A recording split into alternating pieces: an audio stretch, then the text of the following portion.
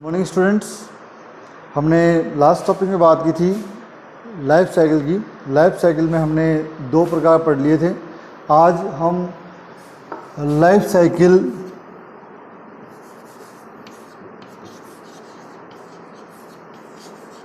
के next type की बात करते हैं।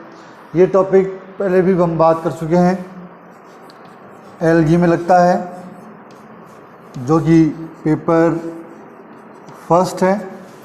उसके अंदर क्वेश्चन आएगा describe the life cycle in algae. तो उसमें 2 पॉइंट हमारे प्रीवियस वीडियो में है और 2 पॉइंट हम अभी बात करेंगे।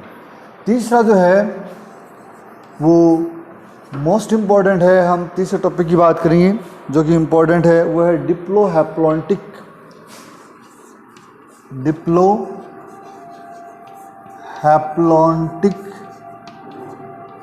Life cycle. Haplontic life cycle में वर्ड हमेशा बायोन्टिक हम लगाते हैं। ये आप लगाओ या ना लगाओ, इससे कोई फर्क नहीं। मेनली जो फर्स्ट जो 2 वर्ड हैं वो आपको ध्यान में रखने चाहिए। देखिए, यहाँ पर समझने वाली बात है कि वर्ड दिया गया है डिप्लोहैप्लॉन्टिक। इट मीन्स यहाँ पर मेन जनरेशन जो है वो है 2n और जो सेकेंड जनरेशन है लेस इम्पॉर्टेंट वो है n। It means n generation convert in 2n generation convert into n and then n convert into 2n। तो ये डोमिनेंट हो जाएगी यहाँ पर, प्रभावी मेन है ये, और ये कम प्रभावी, अप्रभावी नहीं बोलेंगे, कम प्रभावी। इसका कारण है कि ये लाइफ साइकिल में एक जगह पर आती हैं। ये फिर कैटेगरी वाइज 2 प्रकार की हो सकती हैं, एक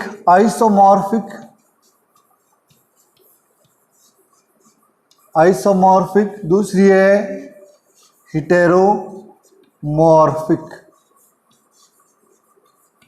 आइसोमॉर्फिक और हेटेरोमॉर्फिक का जो अर्थ है उसका मतलब होता है कि यहाँ पर जो प्लांट है, जो प्लांट पार्टिसिपेशन है, वो मॉर्फोलॉजिकली बिल्कुल सिमिलर है। मॉर्फोलॉजिकल सिमिलरिटी शो करते हैं, तो ये सिमिलर प्लांट हैं। जबकि यहाँ पर जो प्लांट पार्ट ले रहे हैं वो बेसिकली मॉर्फोलॉजिकली डिफरेंट हैं। ये बेसिक चीज़ें हमें ध्यान रखनी होगी। तो हम अभी बात करते हैं डिप्लोहैप्लॉन्टिक लाइफ साइकिल की, और दोनों ही टाइप देखते हैं। बेसिकली मेन जनरेशन हमने बात की डिप्लॉन्टिक, उसके बाद में हैप्लॉन्टिक। तो मेन जनरेशन क्या हो जाएगी? Sporophyte. It means 2n generation is the most important generation यहाँ पर है, और इसके अंदर मियोसिस होता है। मियोसिस की वजह से यहाँ पर गैमेट फॉर्मेशन है।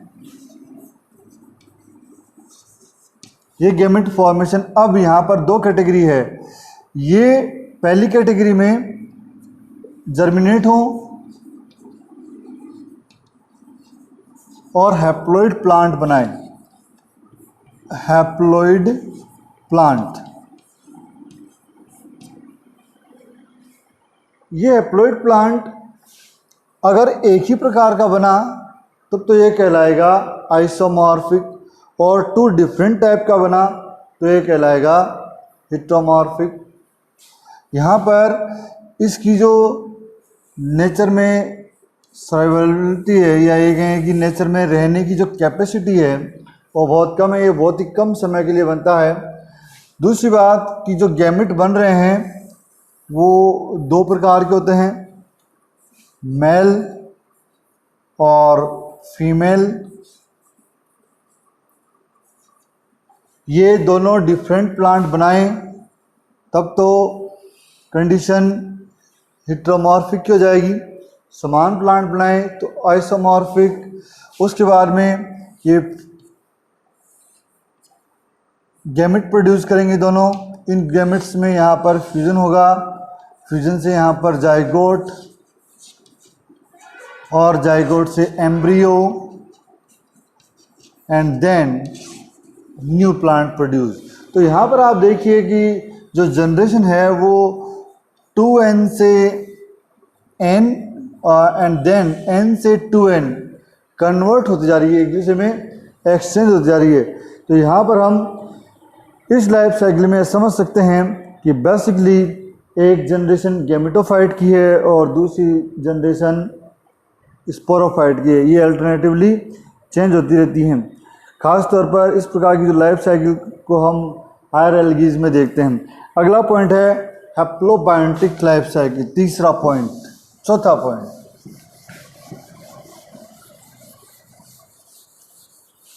हैप्लोबायोटिक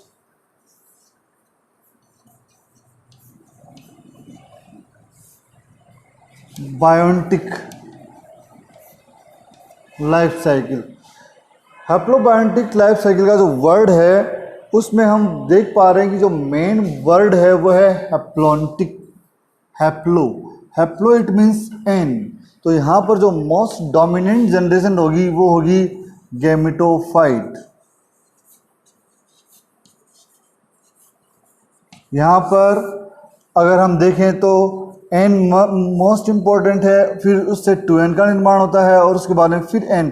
तो यहाँ पर हैप्लोइड दोनों ओर हैं, ये पार्शली कुछ समय के लिए आती है। खास तौर पर एल्गी में ये देखने को मिलती है। अगर हम यहाँ पर देखें तो जो गैमेटोफाइट है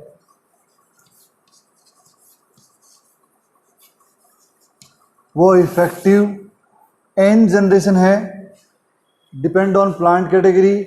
ये यहाँ पर स्पोर प्रोड्यूस करेगी। स्पोर यहाँ पर दो प्रकार के हो सकते हैं, मेल एंड फीमेल, और आइसोमॉर्फिक में वही n और n समान प्रकार के।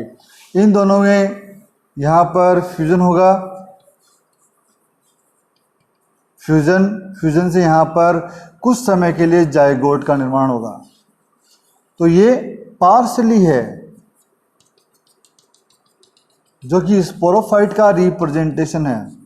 स्पोरोफाइट रिप्रेजेंट करता है और इसमें फिर से अर्धसूत्री विभाजन हो जाना है, मियोसिस, और जो स्पोर प्रोड्यूस होंगे या स्ट्रक्चर प्रोड्यूस होगी वो फिर से क्या बना देगी, प्लांट। तो यहाँ पर n, फिर बीच में 2n एंड देन फिर से n, और ये चक्कर चलता जाएगा। ये लोअर प्लांट्स में हमें देखने को मिलती है। बेसिकली इस प्रकार की जो लाइफ साइकिल है उसके अंदर अगर हम देखें तो बट्राइकोस्पोरम एक एल्गी है, उसके अंदर देखने को मिलेगी। यहाँ पर कार्पोस्पोर जो कि स्पोर प्रोड्यूस हो रहे हैं उसको हम कार्पोस्पोर के नाम से जानेंगे और ये हैप्लोइड पीढ़ी का रिप्रेजेंटेशन करते हैं। तो ये हो गई हमारी चौथी प्रकार की साइकिल। अब हम बात करते हैं हैप्लोडिप्लॉन्टिक, जो कि लास्ट है, हैप्लोडिप्लॉन्टिक लाइफ साइकिल।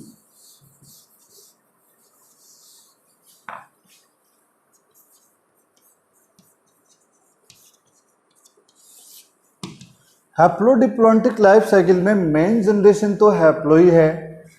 ये बेसिकली जो थर्ड टाइप है, फोर्थ टाइप है, उसी से मिलती है। तो लगभग सिमिलरिटी है चौथी और पांचवी में। नाम का कई बार भेद हो जाता है। हैप्लोन्टिक या हैप्लोडिप्लॉन्टिक सेम है, क्योंकि यहाँ पर मेन जनरेशन n है और यहाँ पर एक बार 2n आनी है और फिर से n आनी है।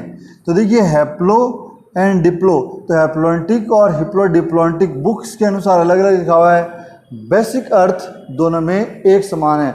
यहाँ पर एक बात जरूर देखनी पड़ेगी कि यहाँ पर जो स्पोर प्रोडक्शन है उस स्पोर प्रोडक्शन के अंदर कार्पोस्पोरोफाइट पहले बनता है। यहाँ पर गैमेटोफाइट कैटेगरी देखें तो गैमेटोफाइट जो हैं वो मेल और फीमेल दो हो सकते हैं।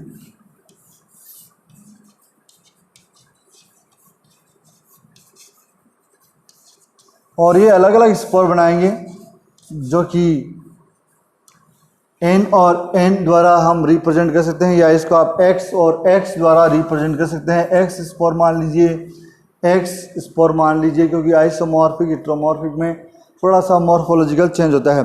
और यहाँ पर इनके फ्यूजन से कार्पोस्पोरोफाइट का निर्माण होता है। कार्पोस्पोरोफाइट का निर्माण होता है, जो कि बेसिकली 2n पीडी का रिप्रेजेंटेशन है। मेन 2n डिप्लॉयड जनरेशन इसके रिप्रेजेंट होती है। यहाँ से ये जो 2x स्ट्रक्चर बनी है, इसमें स्पोर प्रोडक्शन होगा। स्पोर प्रोडक्शन जो होगा वो माइटोटिक डिवीजन द्वारा होगा। हमें यहाँ पर एक बात ध्यान रखनी होगी कि spore production basically occur due to mitotic division, और ये यहाँ पर टेट्रास्पोरोफाइट का निर्माण करेंगे, जर्मिनेट होंगे, जर्मिनेट एंड टेट्रास्पोरोफाइट यहाँ पर बनेगा। तो जो कार्पोस्पोरोफाइट है उसी की वजह से यहाँ पर टेट्रास्पोरोफाइट का निर्माण भी होता है। और फिर इस टेट्रास्पोरोफाइट में मियोसिस होगा, मियोसिस, जिससे यहाँ पर हमें हैप्लॉइड स्पोर देखने को मिलेंगे। हो सकता है कि इनमें 2 हैप्लॉइड स्पोर फीमेल के हों और 2 हैप्लॉइड स्पोर मेल के हों। तो यहाँ पर देखिए आप डोमिनेंटली पीडी जो है वो n एंड 2n, और 2n थोड़ी देर के लिए यहाँ पर कार्पोस्पोरोफाइट और टेट्रास्पोरोफाइट के रूप में रहती है। तो ये हुई हमारी लाइफ साइकिल के बारे में। हमने कुल मिलाकर 5 लाइफ साइकिल बात की है आज, लेकिन चौथी पांचवी सिमिलर ही है। आप हैप्लोडिप्लॉन्टिक लाइफ साइकिल को ही ज़्यादा वेटेज दें। चौथी लाइफ साइकिल कई बार कंफ्यूज क्रिएट करती है, तो हमें चौथी को थ्योरेटिकली याद रखना चाहिए। प्रैक्टिकली चौथी हैप्लोडिप्लॉन्टिक टाइप की ही है। तो आज की वीडियो में इतना ही। धन्यवाद, थैंक यू। मॉर्निंग स्टूडेंट्स, हमने लास्ट टॉपिक में बात की थी लाइफ साइकिल की। लाइफ साइकिल में हमने 2 प्रकार पढ़ लिए थे। आज हम लाइफ साइकिल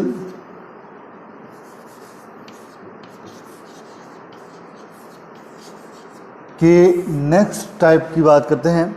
ये टॉपिक पहले भी हम बात कर चुके हैं, एलगी में लगता है, जो कि पेपर फर्स्ट है।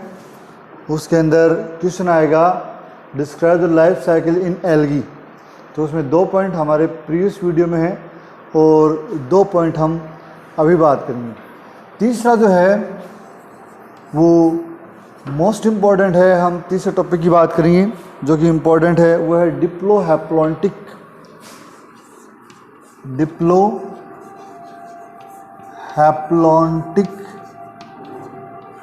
Life cycle. Haplontic life cycle में वर्ड हमेशा बायोन्टिक हम लगाते हैं। ये आप लगाओ या ना लगाओ, इससे कोई फर्क नहीं। मेनली जो फर्स्ट जो 2 वर्ड हैं वो आपको ध्यान में रखने चाहिए। देखिए यहाँ पर समझने वाली बात है कि वर्ड दिया गया है डिप्लोहैप्लॉन्टिक। इट मीन्स यहाँ पर मेन जनरेशन जो है वो है 2n, और जो सेकेंड जनरेशन है लेस इम्पॉर्टेंट वो है n। It means n generation convert in 2n generation convert into n and then n convert into 2n। तो ये डोमिनेंट हो जाएगी यहाँ पर, प्रभावी मेन है ये, और ये कम प्रभावी, अप्रभावी नहीं बोलेंगे, कम प्रभावी। इसका कारण है कि ये लाइफ साइकिल में एक जगह पर आती हैं। ये फिर कैटेगरी वाइज 2 प्रकार की हो सकती हैं। एक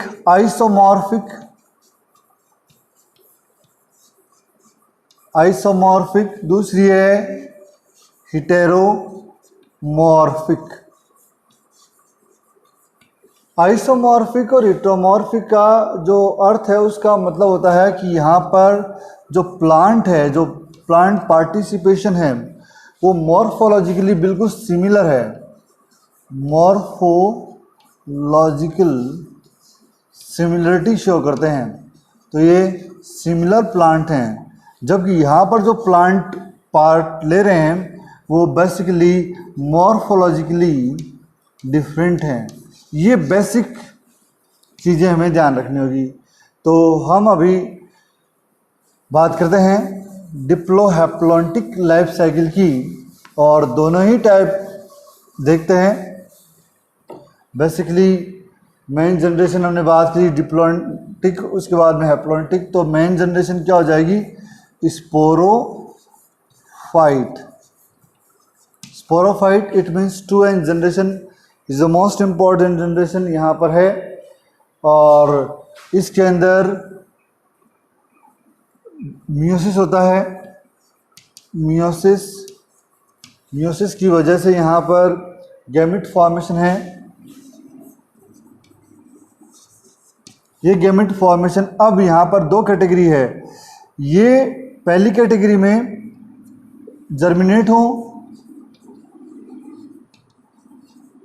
और हैप्लॉइड प्लांट बनाए। हैप्लॉइड प्लांट, ये हैप्लॉइड प्लांट अगर एक ही प्रकार का बना तब तो ये कहलाएगा आइसोमॉर्फिक, और 2 डिफरेंट टाइप का बना तो ये कहलाएगा हेटेरोमॉर्फिक। यहाँ पर इसकी जो नेचर में सर्वाइवलिटी है, या ये कहें कि नेचर में रहने की जो कैपेसिटी है वो बहुत कम है। ये बहुत ही कम समय के लिए बनता है। दूसरी बात कि जो गैमेट बन रहे हैं वो 2 प्रकार के होते हैं, मेल और फीमेल। ये दोनों डिफरेंट प्लांट बनाएं तब तो कंडीशन हेटेरोमॉर्फिक की हो जाएगी। समान प्लांट बनाएं तो आइसोमॉर्फिक। उसके बाद में ये गैमेट प्रोड्यूस करेंगे दोनों। इन गैमेट्स में यहाँ पर फ्यूजन होगा, फ्यूजन से यहाँ पर जाइगोट, और जाइगोट से embryo, and then new plant produce. तो यहाँ पर आप देखिए कि जो जनरेशन है वो 2n से n एंड देन n से 2n कन्वर्ट होती जा रही है, एक दूसरे में एक्सचेंज होती जा रही है। तो यहाँ पर हम इस लाइफ साइकिल में समझ सकते हैं कि बेसिकली एक जनरेशन गैमेटोफाइट की है और दूसरी जनरेशन स्पोरोफाइट की है। ये अल्टरनेटिवली चेंज होती रहती हैं। खास तौर पर इस प्रकार की जो लाइफ साइकिल को हम हायर एल्गीज में देखते हैं। अगला पॉइंट है हैप्लोबायोटिक लाइफ साइकिल, तीसरा पॉइंट। चौथा पॉइंट,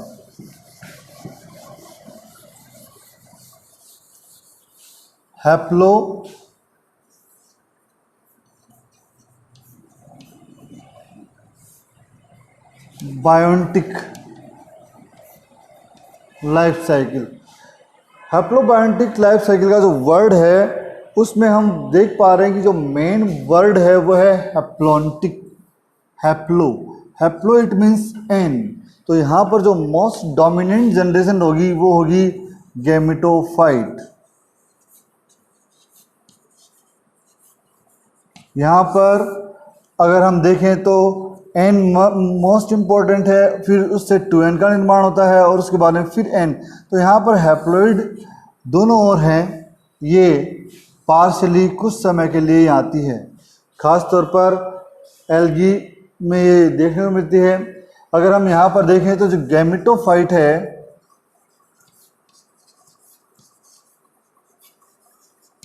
वो इफेक्टिव n जनरेशन है, डिपेंड ऑन प्लांट कैटेगरी। ये यहाँ पर स्पोर प्रोड्यूस करेगी।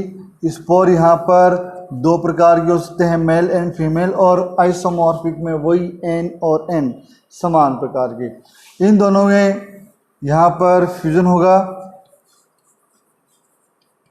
फ्यूजन से यहाँ पर कुछ समय के लिए जाइगोट का निर्माण होगा। तो ये पार्शली है, जो कि स्पोरोफाइट का रिप्रेजेंटेशन है। स्पोरोफाइट रिप्रेजेंट करता है, और इसमें फिर से अर्धसूत्री विभाजन हो जाना है, मियोसिस और जो स्पोर प्रोड्यूस होंगे या स्ट्रक्चर प्रोड्यूस होगी वो फिर से क्या बना देगी, प्लांट। तो यहाँ पर n, फिर बीच में 2n एंड देन फिर से n, और ये चक्कर चलता जाएगा। ये लोअर प्लांट्स में हमें देखने को मिलती है। बेसिकली इस प्रकार की जो लाइफ साइकिल है उसके अंदर अगर हम देखें तो बट्राइकोस्पोरम एक एल्गी है, उसके अंदर देखने को मिलेगी। यहाँ पर कार्पोस्पोर जो कि स्पोर प्रोड्यूस हो रहे हैं उसको हम कार्पोस्पोर के नाम से जानेंगे, और ये हैप्लॉइड पीढ़ी का रिप्रेजेंटेशन करते हैं। तो ये हो गई हमारी चौथी प्रकार की साइकिल। अब हम बात करते हैं हैप्लोडिप्लॉन्टिक, जो कि लास्ट है, हैप्लोडिप्लॉन्टिक लाइफ साइकिल।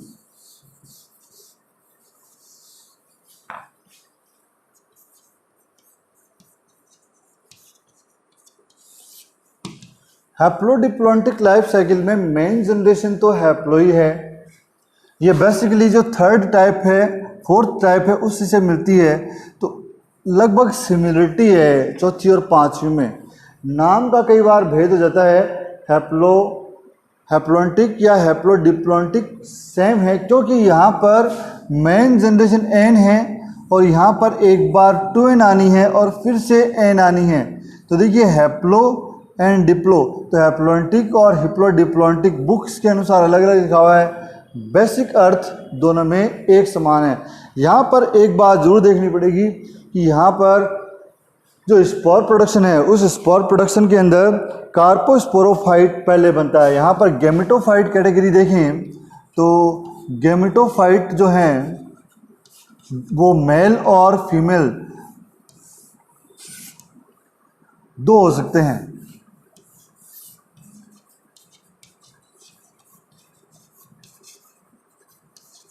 और ये अलग अलग स्पोर बनाएंगे जो कि n और n द्वारा हम रिप्रेजेंट कर सकते हैं, या इसको आप x और x द्वारा रिप्रेजेंट कर सकते हैं। x स्पोर मान लीजिए, x स्पोर मान लीजिए, क्योंकि आइसोमॉर्फिक हेटेरोमॉर्फिक में थोड़ा सा मॉर्फोलॉजिकल चेंज होता है। और यहाँ पर इनके फ्यूजन से कार्पोस्पोरोफाइट का निर्माण होता है। कार्पोस्पोरोफाइट का निर्माण होता है जो कि बेसिकली 2n पीढ़ी का रिप्रेजेंटेशन है। मेन 2n डिप्लॉयड जनरेशन इसके रिप्रेजेंट होती है। यहाँ से ये जो 2x स्ट्रक्चर बनी है इसमें स्पोर प्रोडक्शन होगा। स्पोर प्रोडक्शन जो होगा वो माइटोटिक डिवीजन द्वारा होगा। हमें यहाँ पर एक बात ध्यान रखनी होगी कि spore production basically occur due to mitotic division, और ये यहाँ पर टेट्रास्पोरोफाइट का निर्माण करेंगे, जर्मिनेट होंगे, जर्मिनेट एंड टेट्रास्पोरोफाइट यहाँ पर बनेगा। तो जो कार्पोस्पोरोफाइट है उसी की वजह से यहाँ पर टेट्रास्पोरोफाइट का निर्माण भी होता है। और फिर इस टेट्रास्पोरोफाइट में मियोसिस होगा, मियोसिस, जिससे यहाँ पर हमें हैप्लॉइड स्पोर देखने को मिलेंगे। हो सकता है कि इनमें 2 हैप्लॉइड स्पोर फीमेल के हों और 2 हैप्लॉइड स्पोर मेल के हों। तो यहाँ पर देखिए आप डोमिनेंटली पीढ़ी जो है वो n एंड 2n, और 2n थोड़ी देर के लिए यहाँ पर कार्पोस्पोरोफाइट और टेट्रास्पोरोफाइट के रूप में रहती है। तो ये हुई हमारी लाइफ साइकिल के बारे में। हमने कुल मिलाकर 5 लाइफ साइकिल बात की है आज, लेकिन चौथी पांचवी सिमिलर ही है। आप हैप्लोडिप्लॉन्टिक लाइफ साइकिल को ही ज़्यादा वेटेज दें। चौथी लाइफ साइकिल कई बार कंफ्यूज क्रिएट करती है, तो हमें चौथी को थ्योरेटिकली याद रखना चाहिए, प्रैक्टिकली चौथी हैप्लोडिप्लॉन्टिक टाइप की ही है। तो आज की वीडियो में इतना ही। धन्यवाद, थैंक यू।